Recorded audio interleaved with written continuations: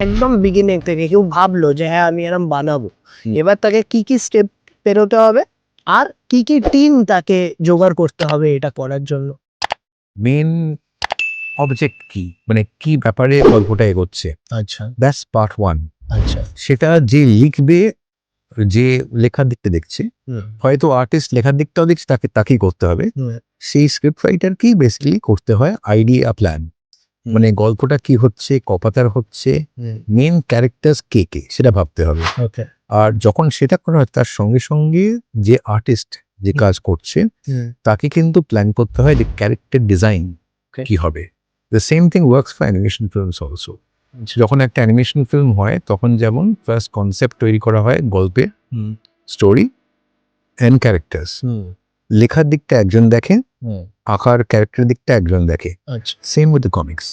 মানে ফার্স্ট পেলাম আমি স্ক্রিপ্ট রাইটার, সেকেন্ড হচ্ছে artist.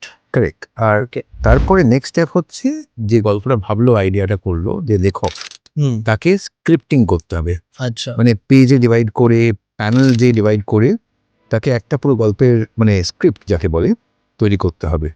Same in the animation films, only thing is ওটাকে আমরা মোরালে স্ক্রিন প্লে হিসেবে বলতে পারি, যেখানে যেখানে প্যানেল প্যানেল হিসেবে সিন ওয়ান, সিন আর প্যানেলস দিয়ে ডিভাইড করা হয় আর কি।